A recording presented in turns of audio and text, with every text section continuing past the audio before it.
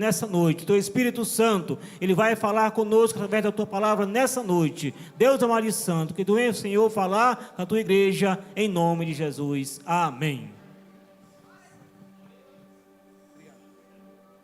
Glória a Deus. Queridos, a paz do Senhor. Vamos à palavra. Isaías capítulo 6. Isaías capítulo 6, versículo 1. Glória a Deus. Bom é estarmos aqui.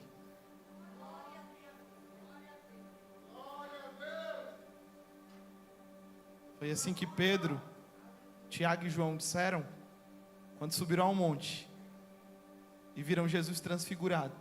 E hoje a gente pode repetir porque nós temos a presença de Deus aqui no nosso meio. Por isso a gente diz, bom é estarmos aqui.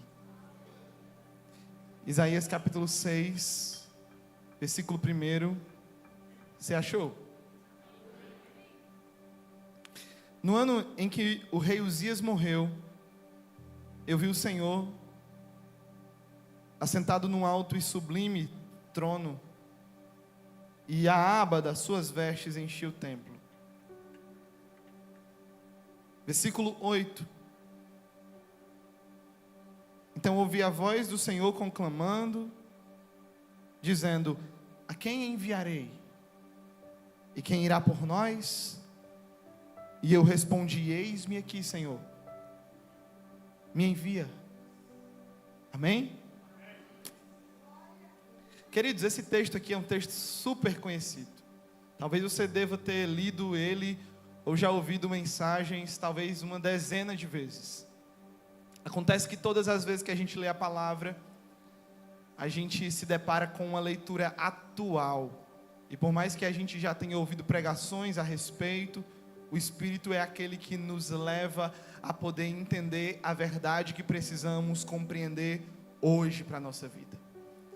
A Bíblia vai nos falar a respeito do encontro de Isaías com o Senhor. E tem dias que a gente vai ao templo e a gente vai se encontrar com Deus. Tem dias que é Deus que vai se encontrar conosco. Tem dias que a gente vai e nós vamos para poder entregar. E tem dia que o Senhor já está preparando algo para a nossa vida. Isaías, ele foi num desses dias, levado em espírito ao templo. O contexto que Isaías ele vivia era um contexto de tribulação. Era uma transição que havia dentro do reino de Israel. A Bíblia vai dizer que foi no ano em que o rei Uzias morreu. Ou seja, se o rei daquela terra havia morrido, eles estavam vivendo um processo de transição. A terra estava abalada. Havia uma instabilidade na terra. A segurança que antes havia de um rei no trono agora é desestabilizada. Pois o rei Uzias, ou no ano em que ele morre, Isaías se depara com uma situação e a visão é tremenda. É curioso porque às vezes Deus ele permite que a terra se estremeça para que a gente possa reconhecer a verdadeira importância do Senhor em nossa vida. Sabe, às vezes Deus ele vai agitar a terra. Às vezes Deus ele vai abalar as estruturas e as nossas estabilidades. Não porque Ele tem prazer de nos ver chorar, mas porque Ele tem prazer de nos encontrarmos com Ele num ambiente de profundidade e intimidade. Isaías, ele se depara com uma visão. E a Bíblia diz que embora ele sendo profeta, naquele dia foi diferente. Embora já Isaías conhecendo o Senhor, pois já estamos aqui no capítulo 6. Isaías, ele vê o Senhor assentado num alto e sublime trono. Me chama a atenção que foi preciso alguém morrer para que Isaías visse aquilo que ele viu. Foi necessário um rei morrer para que Isaías pudesse contemplar o que ele contemplou.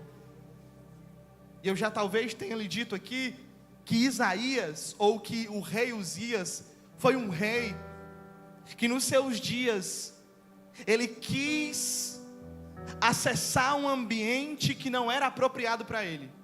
Uzias, nos seus dias, ele tentou ocupar um espaço que era do sumo sacerdote, e lá naquele ambiente, Deus o castigou, Deus o corrigiu, porque ele tentou acessar um ambiente que não cabia a ele. O rei Uzias, talvez pelo seu poder, pela sua importância, pela sua imponência, achava que não haviam limites, as suas vontades deveriam ser feitas. Afinal de contas, o rei fala de alguém que tem um cetro na mão, que comanda as coisas, que tem vontades, que dá ordens, que emite decretos. Só que foi necessário aquele que emitia decretos na terra morresse, para que Isaías reconhecesse os decretos divinos sendo estabelecidos. Sabe, a Bíblia vai dizer que no ano em que ele morre, no ano que aquele que governa morre, o rei ou o profeta Isaías começa a ver o Senhor. E eu vou te falar algo. Às vezes, para que a gente passe a enxergar o mundo espiritual, eu preciso deixar o rei Uzias morrer dentro do meu coração. O rei Uzias fala de tudo aquilo que se levanta dentro de nós, que quer concorrer com o espaço de Deus. O rei Uzias fala das nossas vontades teimosas que colidem com a vontade soberana do céu. O rei Uzias representa as nossas insistências e os nossos caminhos, a nossa vontade, mesmo sabendo que não é a vontade de Deus, o querer de Deus, o tempo de Deus, a forma de Deus, mas é aquilo que está governando o meu interior. E enquanto isso governar a nossa vida, nós nunca teremos acesso aos próximos níveis espirituais que Deus quer nos conduzir. Eu já inicio essa mensagem dizendo que se eu e você queremos de fato viver uma profundidade na presença de Deus, e eu comentei aqui na escola bíblica, no encerramento do trimestre, dizendo: a igreja brasileira vive um período onde nós temos quilômetros de extensão, mas centímetros de profundidade, e para que eu e você possamos mergulhar profundo, possamos gerar raízes, possamos gerar permanência, resiliência, eu preciso deixar o rei Uzias das minhas vontades morrer e ser sepultado, para que assim a presença, a glória, a manifestação, o querer, o efetuar do céu possa acontecer na minha e na sua vida. Naquele dia ele vê o Senhor, diga, ele viu o Senhor. Quer dizer que o olhar de Isaías saiu da terra e foi para o céu. Quer dizer que naquele dia o olhar de Isaías saiu do plano terrestre e olhou para cima. Ei, quando nós recebemos Jesus, Ele nos tira da cegueira, Ele abre os nossos olhos. Mas como cristãos, eu e você precisamos cotidianamente manter a nossa cabeça erguida para o céu. Sabe, às vezes a gente não está cego, mas o nosso olhar está para baixo. Da cegueira do pecado Deus nos arrancou, mas cabe a nós todos os dias manter a nossa cabeça erguida. Não para poder ser superior às pessoas, não, eu estou falando da vida espiritual, e eu estou dizendo que a minha cabeça está erguida para falar como Davi disse: eu elevo os meus olhos. Não, e não é para os montes, é além dos montes, é para o Senhor de onde vem o nosso socorro.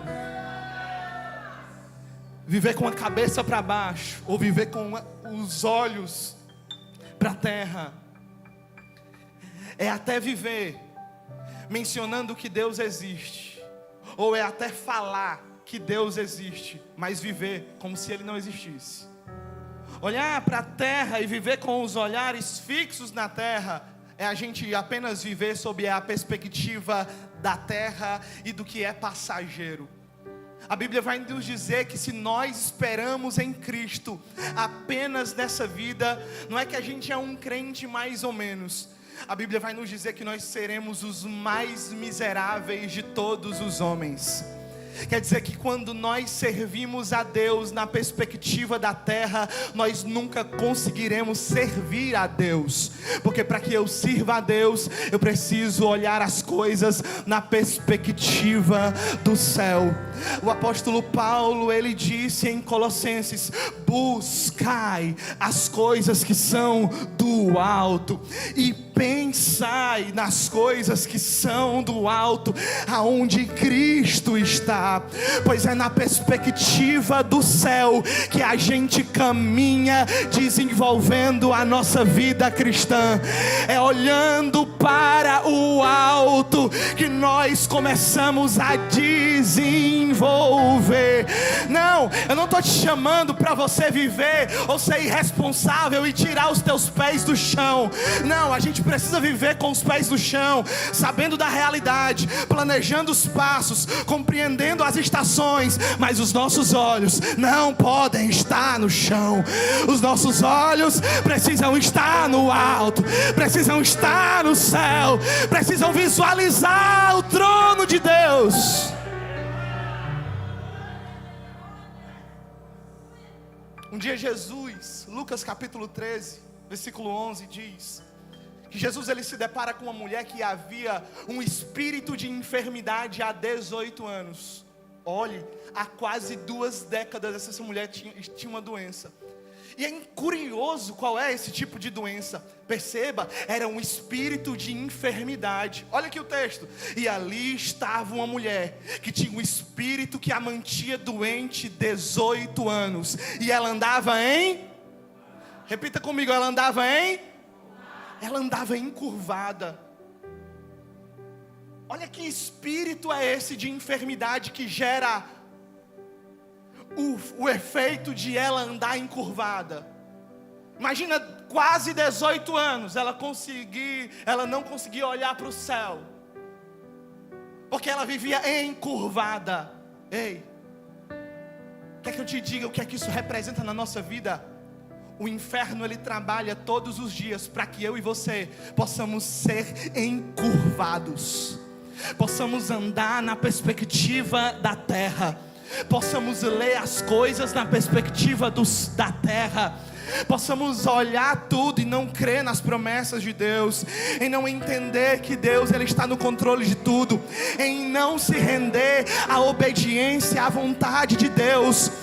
O desejo do inferno é que a gente viva encurvado. E era tão espiritual que a Bíblia vai dizer no versículo 13 da seguinte maneira: que quando Jesus ele impôs as mãos sobre ela, ela se endireitou e passou a louvar. Ah, não, você não entendeu. A atitude dela depois que ela se endireita é dizer: opa, tem alguém lá em cima que eu não posso ficar calado, porque Ele existe. Ah, nessa noite o céu está te chamando para você voltar os seus olhos para cima. Não, as coisas não se baseiam apenas pelas notícias que a gente vê aí. Não, a nossa vida não se baseia pelas previsões da terra. A nossa vida se baseia pela provisão do alto, pela perspectiva do reino. Aleluia. É aquela mulher que estava encurvada, mas Deus estava chamando ela para erguer os seus olhos. Olhos erguidos é o que Deus hoje nos chama. Levante hoje os seus olhos, porque existe algo acontecendo e se movimentando no alto. Enquanto você vive, ou eu vivo, com o nosso rosto para baixo, vida, eu quero profetizar sobre a sua família, sobre a sua casa, sobre a sua história nessa noite, que existe um futuro preparado por por Deus para você e a sua casa.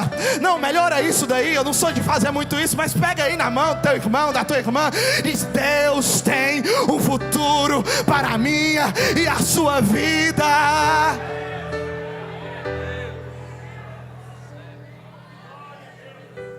Se engana quem pensa que olhar para cima é viver olhando num ponto fixo e ignorando todas as coisas. Alguém diz: como é que eu vou viver com os olhos erguidos? Na verdade, erguer os olhos não fala de fixar a minha visão num ponto fixo, mas de colocar lentes nos meus olhos para enxergar todas as coisas.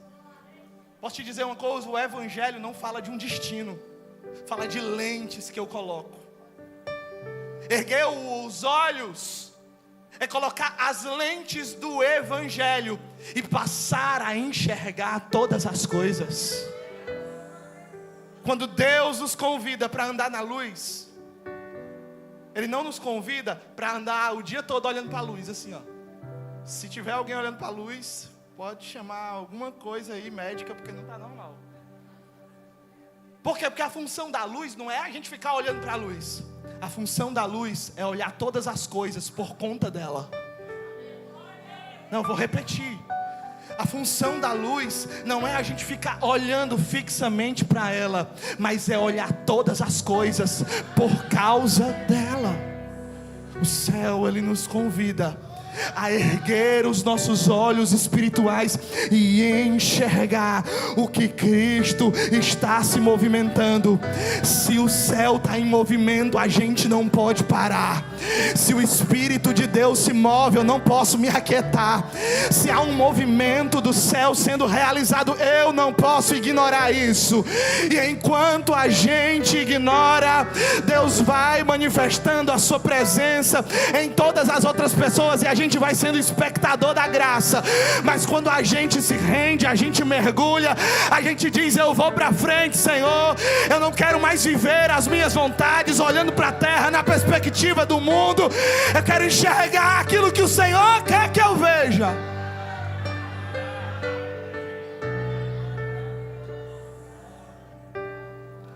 Eu vou te dizer uma coisa: existem 4 motivos para a gente erguer os nossos olhos para cima.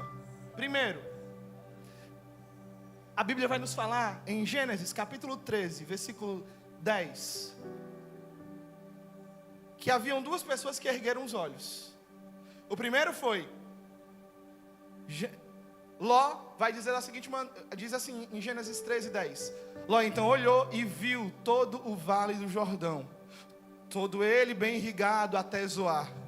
Algumas expressões ou algumas versões diz: e ele ergueu os olhos e viu uma campina. Parecia o jardim do Éden, mas era Sodoma e Gomorra. A Bíblia vai falar que eles olham e pensam que era um jardim do Éden. Era semelhante ao jardim do Éden. E apesar de ele erguer os olhos, a visão de Ló estava apenas visualizando a terra, estava apenas visualizando as vantagens pessoais dele. Era bonito aos olhos. De onde você está, olhe para o norte.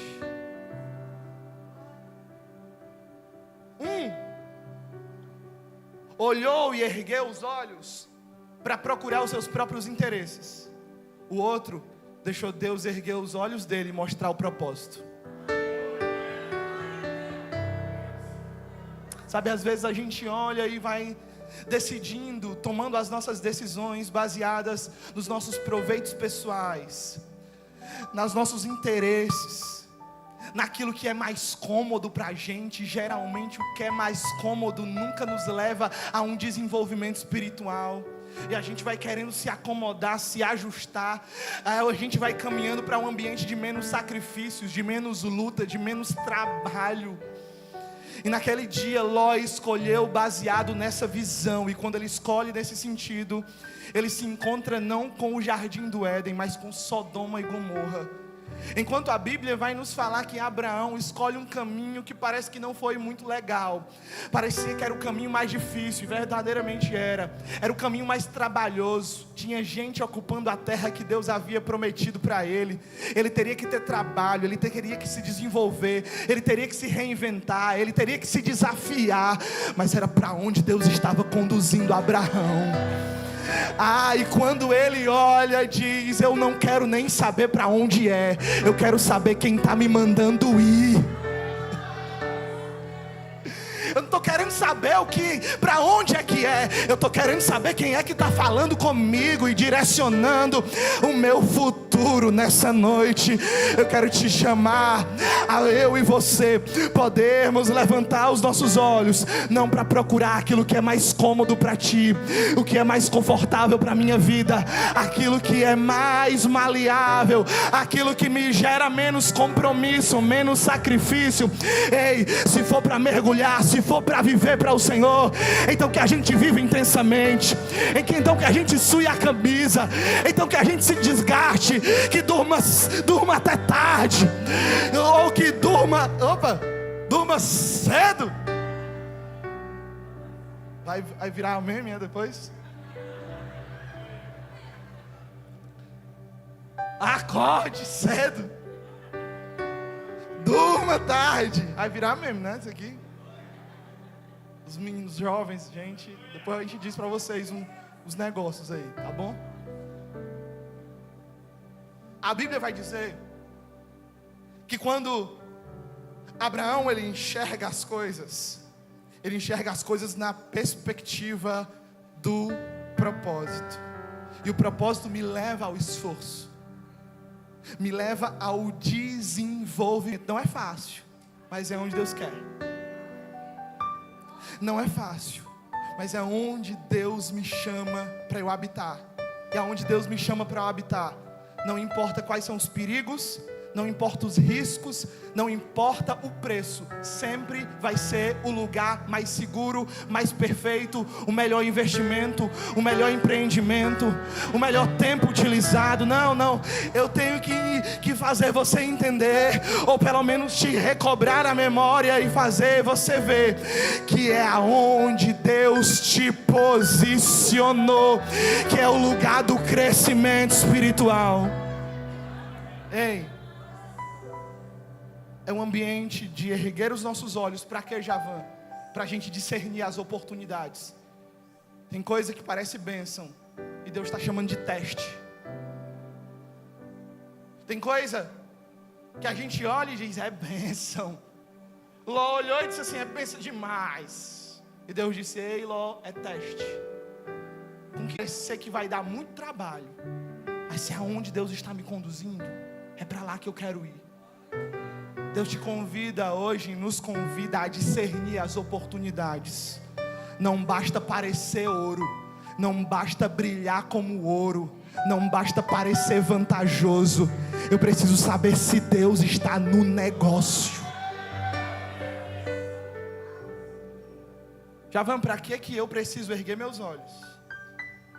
Jesus ele olhou para os seus discípulos depois de uma palavra para a mulher samaritana e disse: gente, vocês dizem que precisa demorar um certo tempo para poder a plantação ficar pronta, mas a verdade é que vocês precisam erguer os olhos e ver que os campos já estão brancos.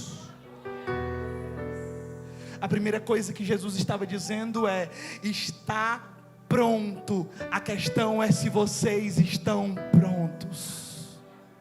Jesus está dizendo: os campos estão prontos, mas os ceifeiros estão.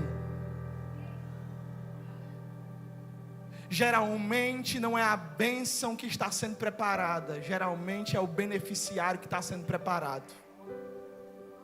Javan, está demorando tanto, será que não é o beneficiário que está precisando ser preparado? Porque geralmente a bênção compete a Deus. E pense em alguém para não chegar nunca tarde e nem adiantado, só chega na hora certa. Mas aquilo que compete a mim, a sua vida, aí sim aí eu preciso tomar uma atitude de poder perceber que eu preciso me posicionar. Segundo, por que Jesus diz que os campos estão brancos? Para que eles pudessem enxergar, e para que a gente pudesse enxergar a necessidade espiritual das pessoas. Sabe por que é importante erguer os olhos? Porque a gente para de olhar para a gente. Enquanto a gente está aqui, de cabeça baixa, eu olho o meu problema, eu olho a minha dificuldade, e ela sempre vai se parecer a maior do mundo, a maior de todas, a mais difícil de todas, a mais complicada, e que Deus não me esqueceu. Por quê? Porque eu estou olhando para mim, estou olhando para baixo. Mas quando a gente ergue os olhos, a gente diz: vixe, tem gente que passa coisa pior do que eu e está sorrindo.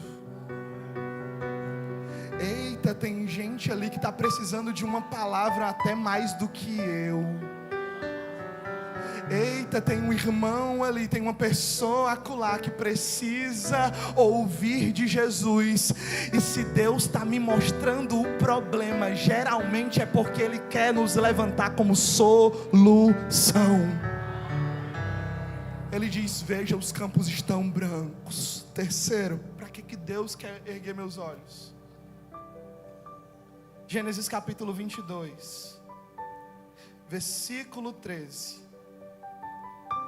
Abraão estava numa das suas piores ou mais complicados ou desafiadores testes. Deus chama para ele simplesmente sacrificar o seu único filho, ou o filho da promessa. No meio de toda aquela circunstância, Abraão resolve obedecer, e você já sabe o contexto. Abraão resolve obedecer, e enquanto ele está com o cutelo na mão para imolar o seu filho, uma voz se ergue do céu. Porque eu nunca vi um desobediente sem ouvir, um obediente sem ouvir a voz de Deus. Toda obediência gera uma resposta, gera uma reação do céu. Se você quer ver a reação do céu, é você resolver obedecer completamente. Não, tem gente que às vezes não recebeu a reação porque a obediência não pode ser parcial. Eu aprendi na Bíblia que obediência pela metade é desobediência total. Se eu não resolvo obedecer integralmente, não tem outro nome para a gente amenizar, é desobediência mesmo. Ele resolve obedecer, e quando ele está com o cutelo acima, uma voz se levanta ainda mais acima, porque a voz de Deus sempre será superior ao nosso sacrifício, porque a recompensa sempre será maior do que o esforço. Se ele ergue o cutelo alto, a voz se levanta mais ainda do alto, e quando ela se levanta diz: Abraão, você já matou o menino. Se fosse aqui hoje, que história é essa, Senhor? É verdade, você já matou aqui dentro. Senhor, mas eu nem fiz. Na verdade não tem a ver o que você faz, tem a ver com que coração você faz. Não tem a ver com os teus feitos, porque Deus não precisa de ajuda. Você já parou para pensar que era muito mais fácil para Deus fazer tudo sozinho, sem precisar da gente? Olha o trabalho medonho que Deus tem com a gente. Mas Ele escolheu repartir e dizer: eu vou contar com vocês. Deus escolheu fazer as coisas de uma maneira diferente. Por quê? Porque Ele não está interessado. Irmão, Deus precisa ser adorado, porque Ele vai ser mais fortalecido com o nosso glória. Ei, Deus, Ele nos chama para a gente adorar Ele, não é por conta dEle, é por nossa causa. Deus nos chama para fazer a obra dEle, mais do que tudo, é por mim, por sua causa. É porque enquanto a gente faz, a gente é alimentado, a gente é aperfeiçoado, a gente é ministrado, Deus vai curando a gente, Deus vai sarando. Pode perceber, pergunta para a gente que faz a obra, para quem está à frente de algum trabalho, para alguém que está com as suas mãos esforçadas na obra, e pergunta para ele se todo dia ele faz bem, se todo dia ele faz com o maior empenho, com o maior desenvolvimento, com a maior empolgação. E geralmente não é assim. Mas não tem a ver somente com o que a gente faz, tem a ver com o que coração a gente faz. Queridos, se você pudesse entender que é com o coração que a gente vai realizando todas as coisas, e Deus vai aprovando e reprovando aqui dentro. Deus aprova ou reprova antes da obra começar. Deus atesta o seu selo de garantia ou a embargação daquela obra. Não é pelo que é feito, mas com que coração, com que disposição, com que mentalidade aquilo é realizado. Ele se levanta e diz: Abraão, está recebido. Agora faz o seguinte: está olhando para o teu filho? Está olhando para o sacrifício? Está olhando para o tamanho do teu esforço? Oh Senhor, esforço demais, meu filho. Ele diz: agora ergue os olhos. Versículo 13 lá. Ele vai dizer: e Abraão, olha o texto, ele ergueu os olhos e viu um carneiro preso. Carneiro não fala, mas se ele falasse, ele ia dizer assim: meu nome é provisão de Deus. Por quê? Porque eu nunca vi ninguém erguendo os olhos para fixar em Deus, que Deus não provê tudo aquilo que você precisa. Se você está com medo de obedecer a Deus por causa das consequências, saiba que eu nunca vi um obediente sendo envergonhado. Geralmente Deus coloca no ambiente de honra, geralmente Deus coloca no ambiente aonde termina em sacrifício, mas não é sacrifício de filho, é sacrifício de holocausto. Já vão o que é sacrifício de holocausto? É um sacrifício de consagração, é o sacrifício da intimidade, é o sacrifício da profundidade em Deus. Sabe o que a gente estava dizendo para Abraão? Abraão, eu não quis tirar o teu filho, eu quis aumentar a minha intimidade contigo. Abraão, eu quis erguer teus olhos para você enxergar que quem anda comigo não é decepcionado, que quem anda comigo eu respaldo as palavras, que quem caminha comigo eu garanto a vitória, eu me envolvo na peleja, eu garanto a vitória. Não, tem alguém que está entendendo aqui essa palavra? Arabraga, sui, quebam.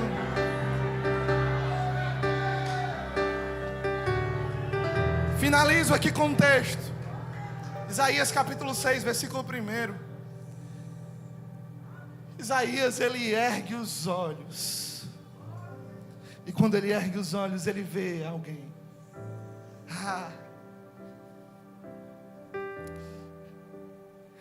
As nossas lutas só duram até o momento que Ele diz: chegou a hora de eu me revelar.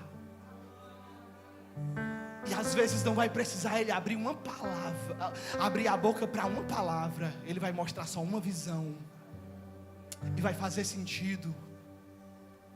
E aquele tempo de espera a gente vai dizer: era por isso. E estava demorando tanto, a gente chorou tanto, a gente falou tanto, e a gente, oh meu Deus, por que eu reclamei tanto? Era isso aqui, né, Senhor? Era sobre isso aqui, né, Senhor? Era tudo isso que o Senhor queria fazer, né, Senhor? Abraão vê, ou Isaías vê o Senhor. E quando ele vê o Senhor, ele observa que não existe somente o trono da terra, existe um trono no céu. E se o trono na terra, ele é ocupado e desocupado, ele transita por vários terrenos imortais. O trono do céu, ele é ocupado por alguém que é de geração em geração. Ele é ocupado por alguém que não passa. Sim, as lutas passam. O motivo do riso também, o motivo do choro também, mas Ele está no trono. Ele vê que se o trono da terra está abalado, o trono do céu Não existe alguém correndo e caminhando de um lado para o outro, atarentado sem saber o que fazer. Quem está no trono no céu, Ele não está olhando para um lado e para o outro dizendo: o que fazer? Eu perdi o controle, eu não sei mais o que fazer. Não, não. O trono do céu não está ocupado por alguém sentado com as mãos na cabeça e dizendo: o que é que vai ser a partir de agora? O trono do céu está ocupado com alguém que está calmamente, tranquilamente, soberanamente assentado sobre todas as coisas. Ei, quando Isaías vê, ele começa a identificar que não é a terra que governa o céu, mas é o céu que governa a terra. Que o que determina o seu e o meu amanhã não é aquilo que sai na próxima página da revista, mas é aquilo que sai da boca do Senhor, que fez os céus e a terra. Ele vê alguém que está sentado e governando e no controle de todas as coisas e dizendo: Isaías, a terra se abala, você se preocupa, acontecem mudanças, mas garanta a calma da tua vida, olhando para cima e entendendo que eu estou no controle. Eu estou no controle. Eu estou no controle. Não, deixa eu falar e ser mais claro. Ele está dizendo: eu estou no controle da tua vida, eu estou no controle da tua família, eu estou no controle da tua história, da tua saúde, do teu casamento, da tua vida completa. Não tem nada que não passe desapercebido aos olhos dele, porque ele está sentado acima de tudo. Ele está controlando soberanamente todas as coisas e dizendo: ei, eu estou no controle. Isaías, só ergue os olhos. Você pode fechar os seus olhos? Eu vou orar por você e por mim, porque o trono está ocupado, ele não está desocupado. A gente só precisa erguer os olhos. Ele está dizendo: utiliza as lentes certas, lê as coisas da forma certa. Pai, nós estamos aqui diante da tua presença.